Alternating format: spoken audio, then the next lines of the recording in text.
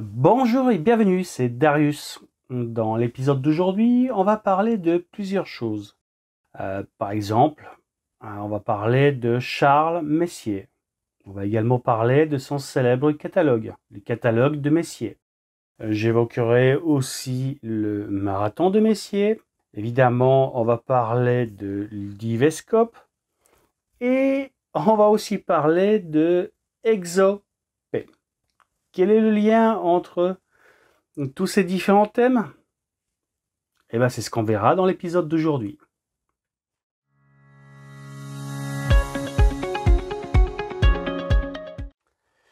Charles Messier, il est né en 1730, exactement le 26 juin.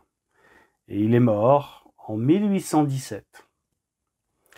Et qu'est-ce qu'il a fait au cours de sa vie? Il a chassé des comètes.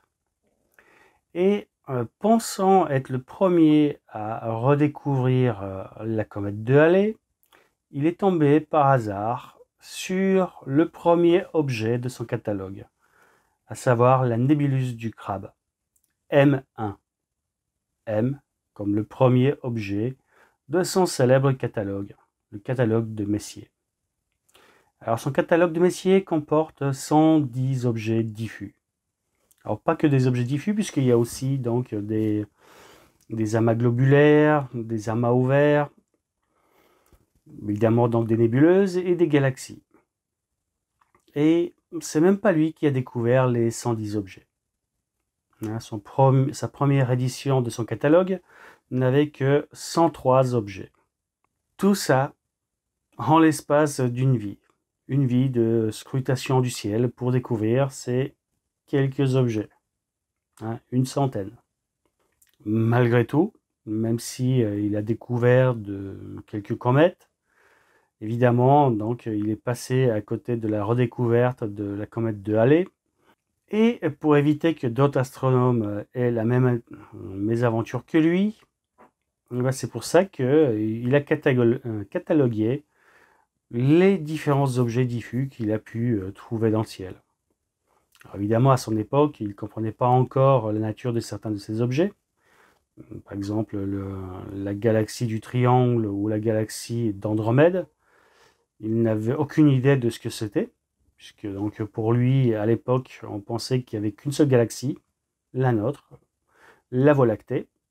Et quoi qu'il en soit, voilà, il a fait son petit catalogue d'objets diffus qui ressemblent à des comètes, mais qui, contrairement aux comètes, ne bougent pas dans le ciel. Et d'ailleurs, pour confondre donc des amas globulaires avec des nébuleuses ou des comètes, ça donne déjà une idée de la qualité des instruments dont il disposait à l'époque. Hein? Bon, donc voilà ce qui est pour la petite introduction sur Charles Messier. Maintenant, dans les années 1970, un groupe d'astronomes a eu l'idée d'essayer d'observer les 110 objets du catalogue Messier en une seule nuit. Donc ça, ils l'ont eu l'idée dans les années 70, et il a fallu attendre 1985 pour qu'un premier astronome réussisse l'exploit d'observer les 110 objets en une seule nuit. Et c'est comme ça qu'est né le marathon de Messier. Alors c'est Gary Ratley qui a réussi cet exploit dans la nuit du 23 au 24 mars. Et en général, donc effectivement, c'est entre la fin mars et le début d'avril quand on essaye de faire les 110 objets du catalogue Messier en une nuit. Alors évidemment, donc avec un Dobson, la tâche est ardue. Surtout avec un Dobson qui n'est pas Goto. Évidemment, si on a donc un instrument équipé de la technologie Goto, refaire cet exploit aujourd'hui est beaucoup plus facile à faire. En fait, c'est à la portée de presque n'importe qui, pour peu qu'on sache planifier sa séquence d'observation. Puisque donc évidemment, il faut observer les 110 objets dans un certain ordre, en partant du couchant, donc de l'ouest, et en remontant au fur et à mesure de la nuit vers l'est. Et il y a un engin qui permet de se faire le marathon de Messier assez facilement, et il est juste à côté de moi. C'est l'Ivescope. Parce que donc il est équipé de la technologie GoTo. En plus, donc au niveau du pointage, il n'y a pas vraiment de loupé puisque donc il reconnaît le champ d'étoiles sur lequel il pointe grâce au plate solving.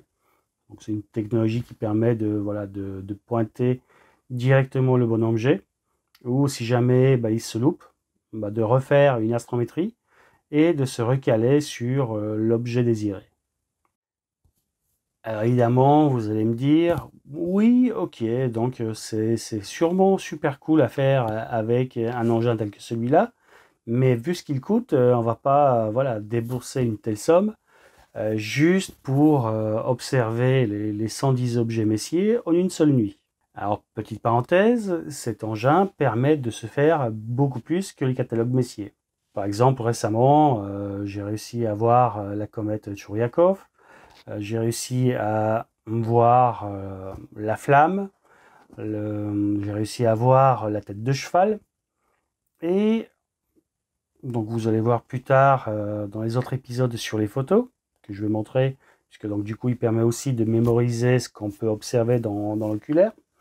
Mais j'ai réussi également depuis Vénissieux, donc depuis l'agglomération lyonnaise, à observer le casque de Thor.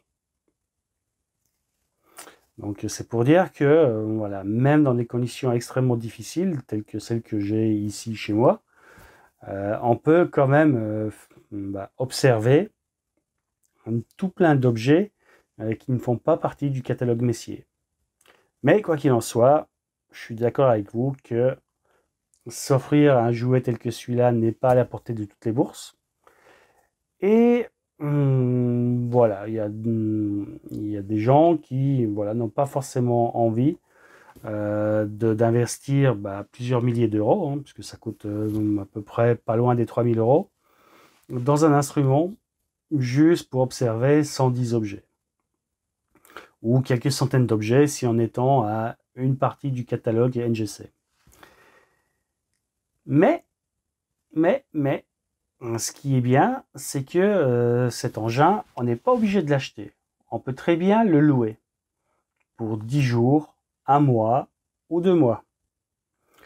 Et c'est là qu'intervient la boutique ExoP, comme exoplanète. Alors c'est une boutique qui en ligne qui loue les Ivescopes. Alors, a priori, c'est une boutique indépendante qui n'a rien à voir avec Unistellar. Et quoi qu'il en soit, le principe est pas mal. Donc, pour un budget qui est le 10e du prix de ce que vaut ce Ivescope, vous pouvez voir énormément d'objets du ciel profond. Acheter n'est pas forcément la meilleure des solutions. Et donc c'est pour ça que voilà, si vous voulez vous faire le catalogue Messier en quelques nuits, voire le tenter en une seule nuit, et c'est l'engin idéal pour se faire le catalogue de Messier en une seule fois. Alors on verra dans les épisodes suivants que voilà, c'est extrêmement simple à utiliser.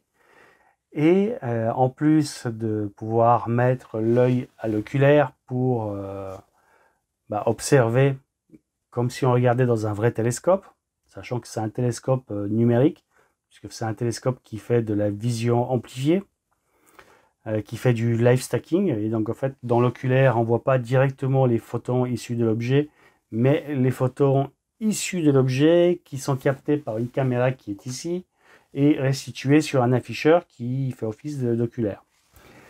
Mais même si on n'a pas cette entre guillemets magie des photons qui arrivent directement du fin fond de l'espace dans notre œil, il n'empêche qu'avec ça, on voit les objets 1000 fois mieux. Avec mon Stargate, la flamme, la tête de cheval ou le casque de Thor, c'est des objets qui sont totalement invisibles. On a beau avoir un gros diamètre, l'un des plus gros Dobson du marché, aucune chance de voir ces objets qui sont totalement invisibles à l'œil nu, parce que donc l'œil n'est pas fait pour capter de la lumière issue de la raie H-alpha, qui est la raie d'émission de ces objets. Alors que avec la caméra qu'il y a dedans, eh ben, on peut accomplir cet exploit et réellement voir dans l'oculaire ces objets. Petite parenthèse, durant le mois de février et de mars, vous pouvez louer ce Ivescope sur la boutique Exop.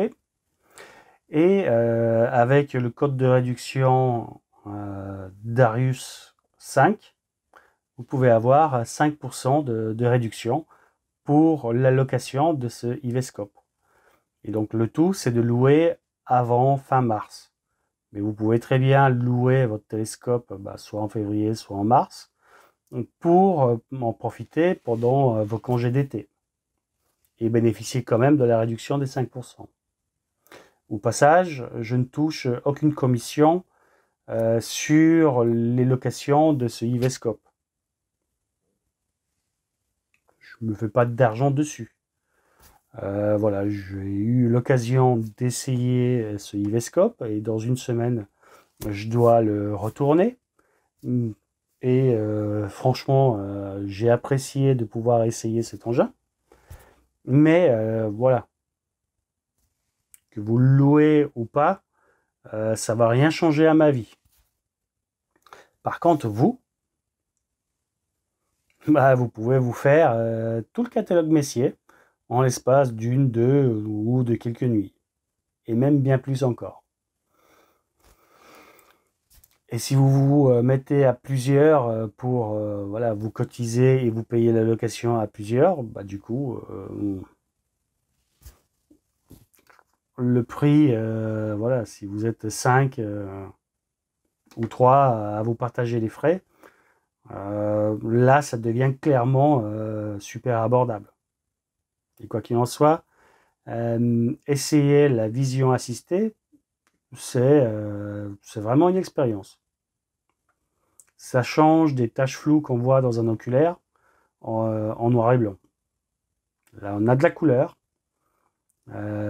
Pour ce qui est des amas, des amas ouverts ou des amas globulaires, là, on a une image qui est quand même propre en l'espace de quelques dizaines de secondes. Pour les nébuleuses, il suffit juste d'attendre quelques minutes et on a déjà de belles images. Et pour ce qui est des galaxies, non seulement on peut voir les noyaux, mais en plus on peut voir la structure des bras des galaxies. Alors que dans un gros Dobson, il faut déjà avoir un ciel de très bonne qualité pour pouvoir distinguer quelques structures sur certaines galaxies. Alors que là, n'importe quelle galaxie, vous attendez quelques minutes et dans l'oculaire, vous voyez une belle galaxie. Et en plus derrière, vous pouvez sauvegarder l'image et avoir un souvenir de votre observation. Moi, j'ai trouvé le concept plutôt sympa. Voilà. Bon, donc on se retrouve dans les prochains épisodes pour justement voir comment on le met en service et qu'est-ce que j'ai pu sortir comme image depuis chez moi, depuis l'agglomération lyonnaise. Et j'espère que lors de la dernière semaine, j'aurai un petit créneau météo pour l'essayer en race campagne, pour vraiment apprécier tout son potentiel. Mais avec ce que j'ai déjà vu depuis chez moi, franchement, ça vaut le coup d'œil. Voilà, on se dit à très bientôt pour de nouveaux épisodes. A plus, ciao.